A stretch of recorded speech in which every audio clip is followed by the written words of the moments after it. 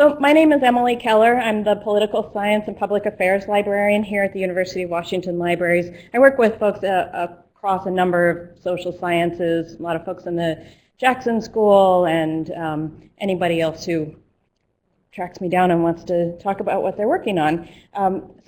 I'd like to try to, I think you probably during the day already sort of demystified librarians if you hadn't already, but I just kind of like to remind folks that people think about librarians and they think about books, and we're really, books are great, books are interesting. I buy a lot of books. I recommend books to people, but really my work revolves around people and supporting faculty and students with the goals that you've set for yourself. So this is one of my favorite things to get to do is interact with students and hear about what you're working on and see what kinds of roadblocks you're hitting and how we might be able to support smoothing that path a little bit. So I'm very happy to have you here today, even though it's a Saturday. I applaud your diligence in coming in and working with us today. So what I thought we'd do today, we've got a pretty short period, so I'm going to run through a lot of stuff and just know that this can be the beginning of a conversation and that there are a lot of other folks that you can continue to work with, myself included, and the subject specialists in the fields that you're working in. What I thought we'd do is sort of review the role of the Lit Review in your larger project, in your dissertation, and sort of conceptualize it a little bit. So we won't just talk about searching, we'll actually talk about what is this animal and what's it supposed to be doing for me. And then we'll also talk about some strategies and sources for approaching it strategically and efficiently, because this can be sort of kind of a big rabbit hole that you could end up trailing down. You're curious, intelligent people, and you're interested in a lot of things in the world, and being tasked with having to thoroughly review the literature around your research can be daunting, and it can be kind of sort of a quicksand. So if you have some strategies at the outset to kind of help you be efficient with that, I'd like to see if we can help you come up with some of those. And I have a couple of little tricks in my bag for that. We're really going to be focusing on sort of the early stages of working on your literature review. I'm really, despite the title, really not getting into the writing and the structure or a lot around managing your citations along the way, but I think you've already heard about some of the services available to you in those areas, that you have writing support for graduate students, you have help for citation management, and again, the librarians are happy to work with you as you proceed on this piece of your work, but we're really going to focus on sort of the early strategizing and coming up with ways to be efficient there. This is really going to be discipline agnostic. I work with folks in the social sciences, so those are the sources and literatures that I'm most familiar with, but I'm going to try to keep it sort of at the 10,000 foot level so that hopefully it's applicable for all of you. I'd encourage you to, I'm sure you are already, working with and talking with colleagues and advisors and other trusted faculty around any sort of disciplinary differences that you might see in a lit review in your field. There may be other sort of standard things that you would expect to see that we won't talk about today. So just keep in mind this will be a little generic, and that there may be your own discipline may require some other structures or ways to approach it as well. And then anywhere along the way, just ask whatever questions you like based on your own experience or things that you've been running into before. Just before kind of we dig in, who's just getting started on this, on the lit review piece? So some of you are just starting to dig in, some of you are kind of middle ways. Who's kind of heading in? Because I see a lot of this. Okay, good. Just wanted to kind of get a sense of where folks are. So let's just start with what this thing is. Like, what is a literature review? How would you sort of define it?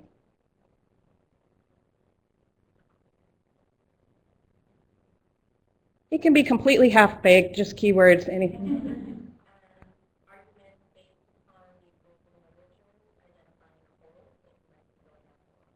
Okay, so the lit review as a mechanism for identifying a gap that you're filling with your own research. Good, good. Other ways of thinking about it? A mapping of the intellectual foundations of where you are to. So you're pulling together different ideas, what's your base output? Great, great. So sort of framing all of the different traditions that your own work is coming out of, the, sort of the intellectual foundations. That's great, yeah.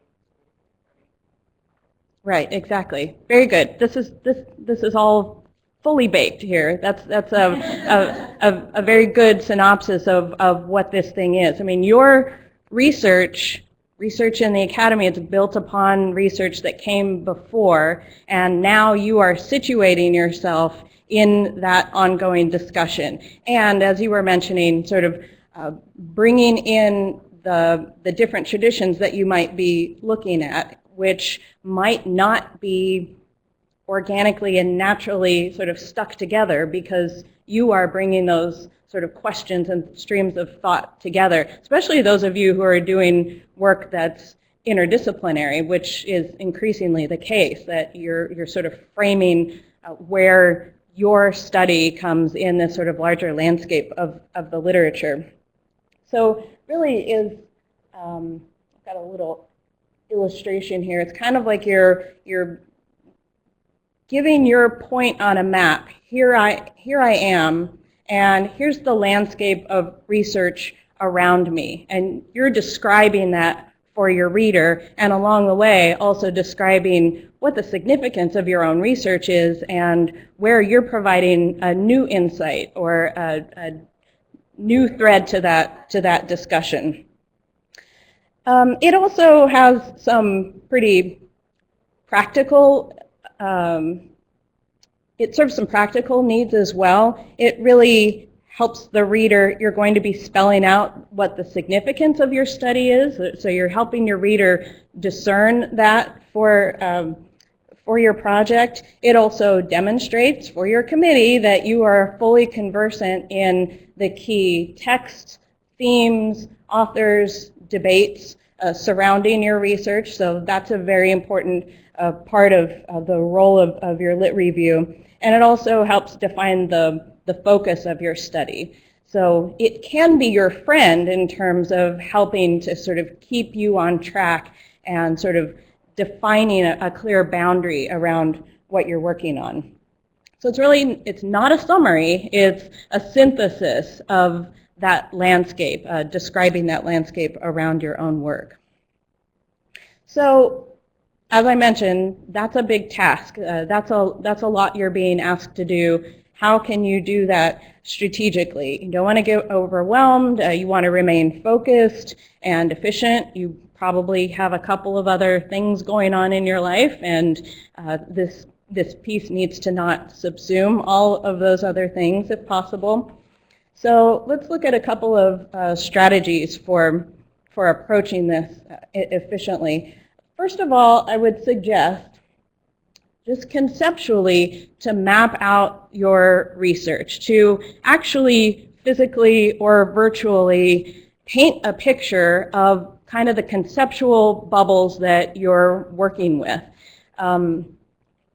This helps in a few ways. One thing that it does, especially for those of you doing interdisciplinary work, is that by stepping back from your very specific research question and mapping it out a little bit more broadly, it can help you sort of focus in on what disciplines the literature might live in. So if we can map out your topic, we can actually sort of deconstruct it so that we can figure out what which databases, which types of sources would we want to go into to really sort of dig into any of those individual conceptual bubbles.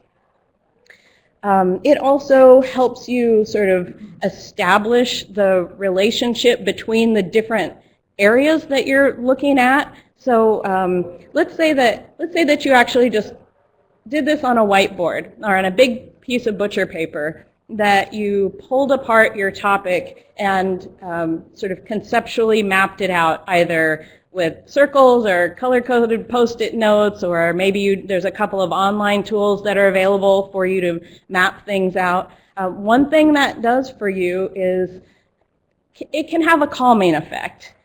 When you are stewing in all of those ideas and swimming around and constantly feeding yourself with more and more, it can start to feel a little overwhelming. I don't know where I am. I've got so many things floating around at the same time. And by actually mapping them out, you can sort of calm yourself by seeing where things are and where you are and what you know. I know a lot about this. I've already done a lot of work and background. I'm doing okay. The other thing that it will do is help you see where you're not okay. Okay, in this one conceptual bubble, in one aspect of my topic, I really need to do some more work. That's an area where I'm maybe not quite as familiar with. So it helps you see what you know, it helps you see what you don't know, and that conceptual map can actually be something that's dynamic and changes as you continue to work on your project to help keep you focused, to help you see which areas are developing. So this can become kind of this spider web of ideas, texts, concepts, people. People do this in all different ways. Some people like a very sort of linear kind of outline. I'm in the big Post-it note camp because I like to move things around and have things change as my ideas change. But I would encourage you to actually do that. I share this strategy with undergrads as well. That it's just a good way to kind of get your ideas on paper and help you see where you're going. I'll just show you a quick example. There was a student I was working with a few years ago in public administration, and she had this really interesting project where she was looking at grassroots organizations that serve people with HIV and AIDS, and as you know, the disease became an epidemic, these organizations became more and more vital in their communities until eventually years later they became sort of established mainstream nonprofit organizations with advancement departments and marketing and all of that kind of thing. And she was looking organizationally, what happens to an organization when it goes from being this sort of activist-based grassroots organization to something well-established and mainstream and part of a more just kind of mainstream part of the community. And so we were mapping things out and looking at, you know, these are some of the different conceptual bubbles at play. And with any of these circles, she had all these little offshoots of other questions and issues. So this was just the first step in her conceptual map. But one thing it helped us do is pull back from the topic a little bit so that we could ask, where would the literature live so that she could approach these things? The piece about going from activist to a larger mainstream organization, a lot of that literature actually lived in our business database, where there was a lot of literature on organizational development and nonprofit management. Maybe not the first place that you would think, but by deconstructing her topic a little bit, we were able to think about it that way so that we could dig into where the literature actually lived. The HIV/AIDS piece, there was a lot in the medical literature, but more from the service perspective, or in nursing and allied health. We were able to find some literature there. The community health centers and how they functioned and what kinds of services they provide and how they dealt with things organizationally. That was actually in the literature of social work. So, you know, it sounds like, you know, here's somebody in public administration digging into all of these other fields, and her conceptual map helped us figure out how to approach those things strategically. Any questions about that? Does anybody do this already? Just as a matter of course, a little bit. Good. All right, so my next strategy here is to see if somebody's already done some of this work for you. So if you're tasked with thoroughly understanding the literature surrounding your research question, that's a big task. There's a lot to swim in there. What I would suggest is that you not just do a lot of searching and cherry pick by hand all of that stuff. I mean, I was thinking about an analogy in my head. You know, later this summer, people were going to berry picking and apple picking, and I always think, oh, isn't that a lovely activity? No, I really don't want to do that. I really would like to go to the store and get this nice little bucket of nicely washed, perfect blueberries, and I'd like to start there. That's nice. You take the kids and go pick some blueberries. I'm going to go to the store and get this nice package, and I appreciate being able to find things like that. You can take a similar approach as your first pass through the literature as well, and find sources where some of the compilation has already been done, rather than starting in the primary and secondary literature, for your literature review anyway. Let me show you an example. Here's one type of source where you could get this, would be in an encyclopedia. I'm not taking you back to your high school world book. These are specialized academic encyclopedias. The entries are written by the faculty that you work with. This is the Encyclopedia of Death and Dying. See if I can do this with the mic. And I found this entry. I cannot do it with the mic. And I found this entry on euthanasia. And here it's about a 5-page long entry, and gives me an overview of where are we when we talk about euthanasia today? Where did we come from? What have been some of the key debates and issues? Who have been some of the most important scholars and a text in this discussion? So an encyclopedia can do that for you.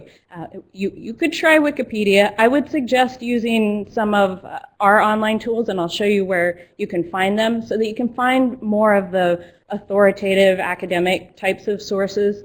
The other nice thing this is going to do for you, at the end of this entry, there's a list of about 15 other sources. So there's a nice little list of key texts. There's a nice little bucket of blueberries that you'd walk away with without doing any searching. So you get the content, but then you get the pointers to other stuff as well.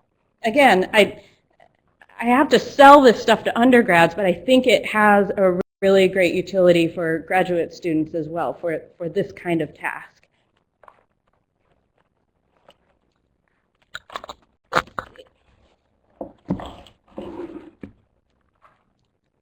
So there's other types of sources out there like this. I'm imagining a lot of you have heard of encyclopedias before, but there's some others as well.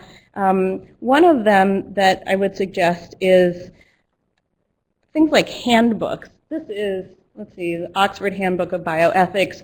Oxford, Blackwell, Rutledge all put out these really beefy series of handbooks that provide these kinds of outlines of key issues in a particular discipline, and these span across the sciences and social sciences and humanities. So they're out there. A lot of them are in hard copy, some of them are electronic, but they're at a higher reader level. They'll feel a little bit more like the kinds of things that you've been reading as a graduate student in terms of outlining the state of a particular field. And I can show you a little bit more about how to find these. Actually, you throw the word handbook into your keyword search in the catalog, and that will help you identify some of them. But your subject librarians can help you track them down as well. And we buy these kind of as a matter of course, just for this kind of thing. Yeah.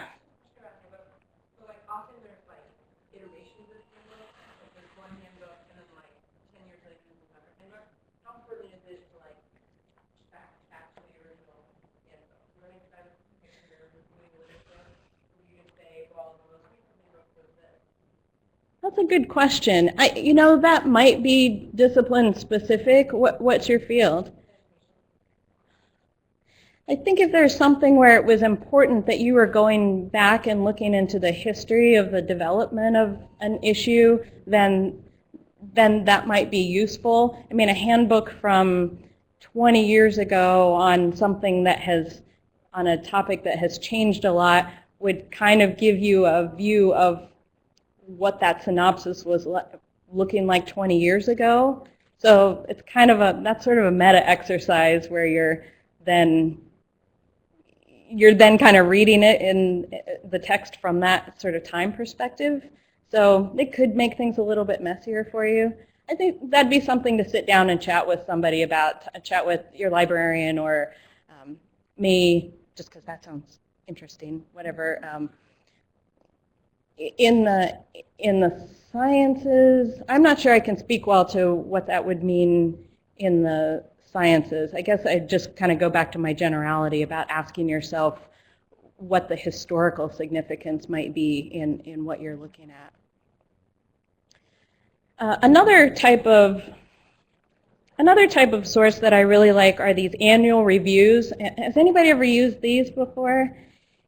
Good. Oh, I see a couple of nods. They're a little hidden. They're kind of this secret gem. Let's say that this is from the annual review of sociology, and these are available in a database. Imagine that you get this volume, like a journal, and each of the articles is a literature review around a particular issue in the field, and that literature review outlines the current state of thinking about a particular issue. Often they're sort of emerging issues, so this is when you might want to go back, maybe 5-10 years, depending on what you were looking at, if your issue's not showing up in the more recent issues. But this one's on gender inequalities in education. It's written by a professor at Ohio State. The faculty are actually invited to write these, so the editors try to find somebody who's able to speak to that particular topic, and then they assemble these literature reviews where they outline all the key texts and authors and issues and debates and cite heavily throughout the source. This is like a 20-page lit review, and it's got like a 5-page bibliography at the end. Again, that's your little bucket of blueberries that you've got without searching. I think people think librarians want to teach you how to search it for all this stuff. I'd actually like you to kind of find the stuff, and this can be an efficient way to do that. I'll pass that around. I'll show you online. There's a number of them. They're very prevalent in the sciences. The database that I'll show you has some in the social sciences. There are some others out there in the humanities, but I'll show you the database. Yeah, do you have a question?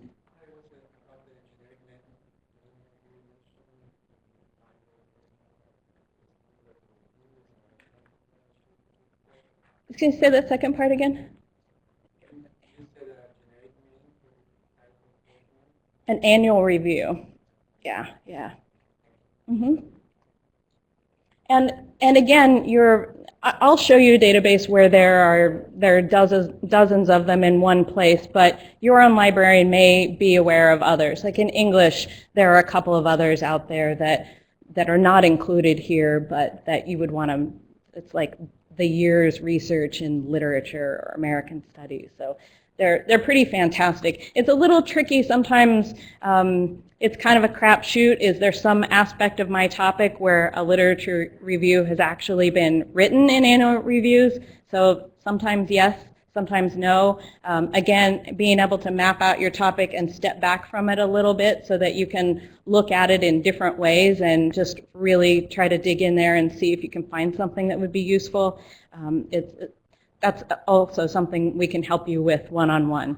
So when they're there and they work, it's fantastic. When it's not, it's a little disheartening, but it's definitely worth trying. A couple of other quick things to think about when looking for people who've already done some of this work for you.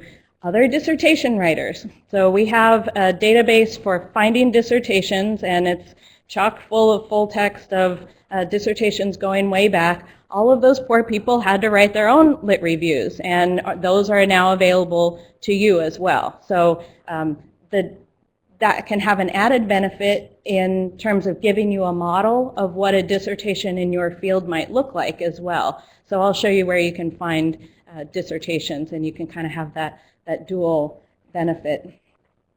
This is maybe a little counterintuitive, but if we went over to the undergraduate library and looked at some survey-type textbooks in the field, you might find some useful sources for gathering a lot of literature from one place without doing a lot of searching. I mean, if you can imagine, I don't know, a textbook for Introduction to International Relations, they're going to give you a textbook that is surveying the field and all of the basic things about the field that they would want their lower division students to know, and you would be able to tap into that and all of the readings that they provide in their introduction to the field. So just your standard textbooks. You can throw a keyword like introduction or introductory into your keyword search. But again, we're happy to help you see if we can track things like that down. So that's kind of my big strategy for taking that first path and finding a lot of stuff without spending a lot of time searching, looking in annual reviews and encyclopedias, in the lit reviews and a dissertation, and from just more survey type texts. Any questions about that strategy or other ideas in that vein?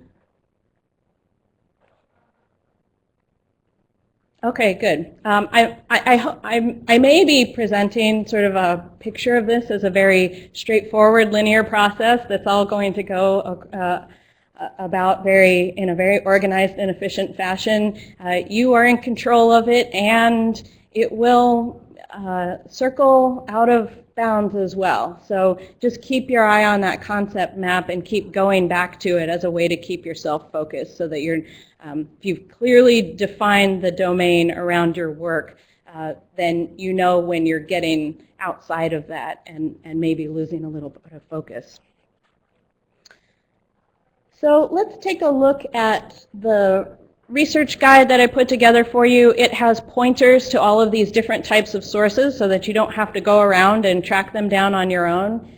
I think Chloe will probably send something out later that will have links to slides and links to resources, so there'll be a link to this as well if you don't feel like jotting down this URL.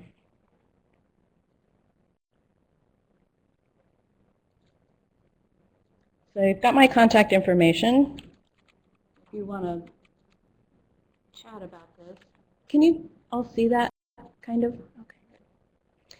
So I've separated it into a few different areas. Here under lit review type sources, those are the has somebody else done the work for you type of sources.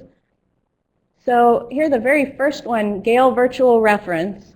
This is a database of academic encyclopedias, like the Encyclopedia of Death and Dying that I showed you. So you can search for general concepts in here and get those kinds of entries from all different types of encyclopedias. Oh, there's something else I was going to mention about that. Oh, this is also, again, if you're doing work that's sort of moving into fields that are a little less familiar to you, this can just be something else you have in your back pocket for looking up some sort of obscure term that keeps coming up again and again, kind of like you would do in Wikipedia, but here, again, you're going to get a little bit more even treatment, and you'll get discussion from different disciplines. Has anybody ever used that before? Or does anybody teach? Is anybody teaching? Show your students this too. The ones who keep throwing Wikipedia entries into their papers. This could be another good place to start, and something that students don't stumble upon on their own. It's only when a librarian like me foists it on them do they go play with it. Down next below is a link to annual reviews. This is a database that has a few dozen different annual reviews in it. If I pull down this tab for journals, I'm sure you can't see that, but there's all kinds of fields: psychology, biosciences, anthropology, law and social science, statistics, physical chemistry. So there's a pretty diverse range there, and you can search across all of them at once, or if your field is pretty well defined, you might want to just pick one of those particular annual reviews in your field and just search within that. Has anybody ever stumbled upon that before? Okay, I can feel like my work this has been a good day if I can turn some people onto that source. And then this is our dissertation database, ProQuest dissertations and theses. I imagine some of you have already played with that a little bit, but finding somebody else's lit review and seeing models of other dissertations in your field. Over here on the right, I just threw in a few examples of different handbooks that are out there with links to the catalog record for them. Some of them are online. That's just a sampling. There are many, many, many others, and we're happy to help you find those. Yeah.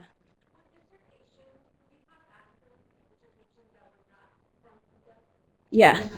Yes, that dissertation database is, I believe it's international in scope and goes back, I don't know, it goes pretty far back, date-wise as well. So yes, it's a much larger scope than just UW. Other questions?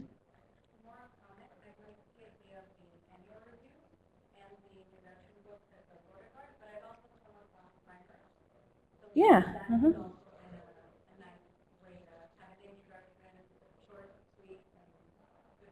Yeah, yeah.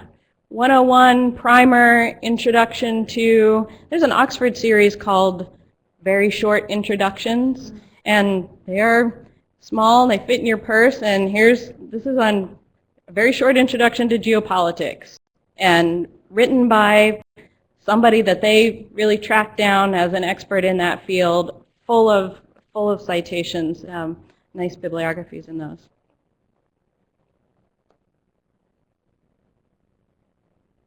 Wow, I'm doing good on time.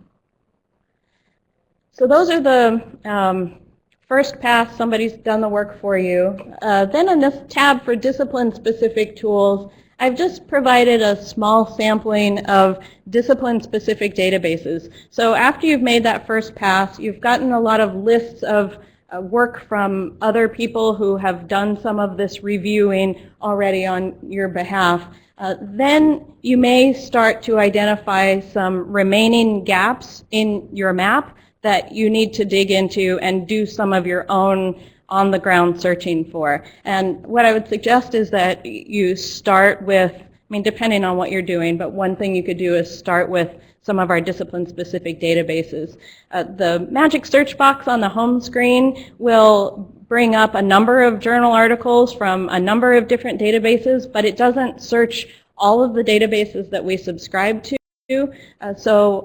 Especially for graduate students, I often suggest that they go off and search those discipline-specific databases discreetly. You're able to harness a lot more search power and you're able to get much deeper into the literature in your field than you would with a more generic search tool.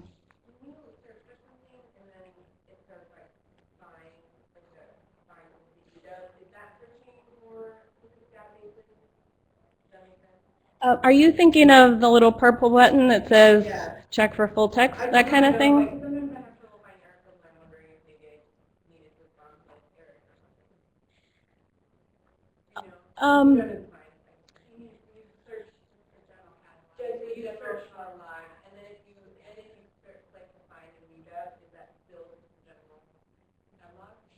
It's taking you into kind of a bridge that taps into our electronic journal holdings. So if there's something that you identify in UW WorldCat, the search box from the home page, and that path leads you to a dead end, you've probably done all you can do in terms of that particular journal article, in terms of finding our holdings. You can always request that through interlibrary loan, and we'll go try to get that for you from someplace else. But it's searching the databases is like shopping in another store, and it's going to tell you about articles in journals that, again, we may or may not subscribe to. So you can hit that dead end regardless of the tool, but searching in another database does let you search a deeper pool, a richer pool in a particular discipline.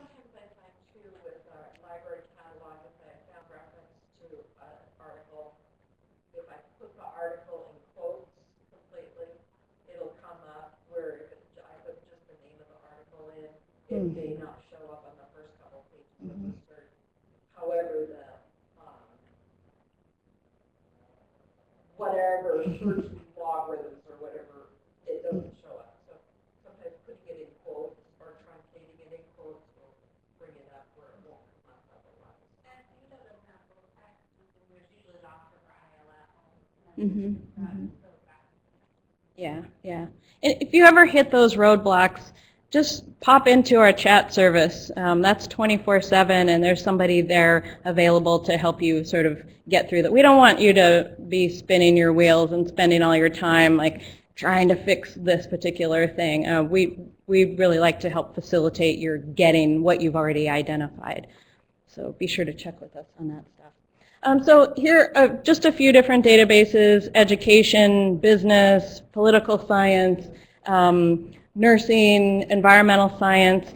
There are, I think we have about 300 different subscription databases. So, and there is likely one that will touch on many aspects of your topic. If you're not sure which database exists out there for you to use, you can always tap into our research guides, and these are all linked from the library's homepage. And these are all web pages put together by librarians in all of these subject areas, and they're intended to point you to those top tools. So you don't have to know what this obscure name of this database is in public health. You could go to one of these guides and find out what are the top databases. So that's how you would identify those discipline-specific databases that exist out there. Any other questions or roadblocks you've hit before about using databases? It's kind of its own thing, and again, we're happy to sort of help you make the most of them. As opposed to, Google, which has no real intellectual work put behind it aside from an algorithm to try to get you to whatever they decide that you should get to first. A lot of these databases are, they're expensive because they have a lot of intellectual work put into them. They have the SORI or controlled vocabulary to help sort of translate the way a layperson might describe something into the way that they've tried to make sure that similar topics can be found, and we can help you with that. Again, you don't need to become an expert in searching. We can kind of help sort of smooth that path for you so that you can get the most out of it in the most efficient way possible. Let's see if I've got anything else here on the guide to show you. Oh, and then also just for when you're starting to organize your writing a little bit more, I've included some links to some other writing resources that are available for you. There is a big demand for writing support for grad students. We're never done learning how to write well and how to communicate our thinking well. So we do have drop-in consultations here in the Research Commons, and there's a link to more information for that, and just a couple of other tools for helping you cite your sources or gather them along the way. Some of you might have learned about some of the citation management systems, and a lot of the tools that I showed you today play pretty well with those systems. So that's another way to gather all of those blueberries that you're putting into your library. What other questions do you have, or angst or concern or excitement around the lit review? On topic, but what about the ethics sometimes of reading a book that's sort of an overview? They're citing a lot of things. I think I've read papers where they say, I got a citation from here, like cited by, and I'm wondering when is it obnoxious to do that, or when would they just, I borrowed like 10 citations from this book, and so what's the recommendations on standards? That makes sense. Well, if I'm interpreting this correctly, you probably would want to go back and take a look at those sources yourself and make sure that you've looked at those, and then you'd be able to cite those directly as something that you've looked at yourself. So it's not like a rumor where they're going to run an algorithm and go, 10 of these citations were also cited in this other thing. Then come up and down. Their literature. So that's like, of course, yeah, I don't read, but even that still seems like that. You want to make sure there wasn't any big faux pas. Like, and you wouldn't cite that source that you originally. Well, I'm citing it too, but I wonder, I've seen some articles in the past that are like, this was cited by this person. I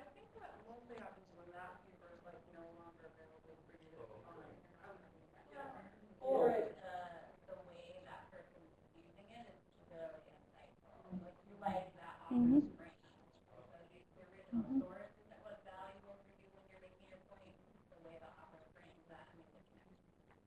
Mhm. Yeah, that's a useful way to think about it. I suppose you could get feedback from some readers that it could look lazy, maybe. But I mean, if those are the things that people are citing, what you're also going to cite, I mean, that's under that unusual. And that's one, that was my favorite prepackaged theory, finding the article that this is really central to my work, and I just so scroll and think about it for all the things they say. Mhm. Mhm. Mhm. Good. I don't know of any drone that's out there sort of reading those things and trying to track you down. Anybody's reading my article, even if it's an enemy, that's still. That's good. That's good. That's good. I Good. think as long as you cite that paper too, they're going to be happy to cite it. Yeah. Will you go much into this literature review process? Will you talk much about the organization? Because we talked about the concept map of the literature review process, but will you go into like the organization? No. Okay. We're out of time. That's it. These were really kind of your starting strategies for getting into it. When it's time to start organizing it and structuring it, I think that's when you'd probably start to get into some more discipline-specific things that you'd want to think about. So you can work with some of the writing support. You can see some models in dissertations in your field and kind of see, are there similar structures. Talking with your advisors and faculty and colleagues, I think, would be another way to go in terms of getting some support around writing and structuring. So yeah, sorry. Yeah. Well, we have enough time for another question or two. Uh-huh. Thinking about searching for inspiration and example, I'm concerned about lack of creativity and the structure that I know that we need to follow standards, but my hope is that there is any support to my idea of trying to be innocent, creative, and not just think that my conclusion will be my experience and say something original. And when I look to all these dissertations, I believe that this chapter structure varies a lot. But just in names, because the structure is different.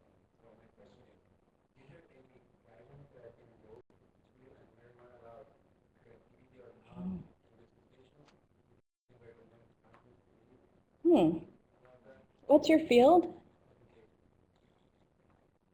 So everybody's talking about the same chapter, so Yeah. mechanically, Yeah. right? Well, I have a couple of ideas. One would really be to work closely with your committee and your advisor to see how much leeway you have there. I think in some fields you probably would have quite a bit of leeway. And I have a title on the top of my head. It's something like tango dancing and the social sciences. Is that it? And I don't know if it touches on that, but I think it's sort of about kind of scholarship as a creative process. And I don't know if it gets into, butting up against sort of academic traditions. But did you read that? I forget what librarian who recalled it. Ah, I no. was thinking just now that I'm like, oh, the books are it's on my list. And I can't remember the field that she was in either, but oh, she was. Oh, okay. So we might check out that book and see, does she point us to anything else, or I might want to sit down with you and just do a little bit of looking around. I mean, I don't know that maybe that's a librarian orientation that we can just solve this by finding a good journal article about it, but. Tells you what you need to do as a standard student, so you can look at, well, at least I need to do this, and I can be creative in my article. There's a manual for the. qualitative, but I'm sure there's probably something like this for quantitative as well, and also for mixed math. What would you include in instruction? And what is that title again? This one is completing your qualitative dissertation, a roadmap from beginning to end. Completing your qualitative dissertation. Share if you want to take a look. Great, great, thank you. Thank you, very good. Online. Great, thank you. Thank you. Well, I'm afraid we're out of time, but again, this discussion with between you and me or with your subject librarian, and I encourage you to stay in touch with us so we can keep working together as you work through this process. Thank you.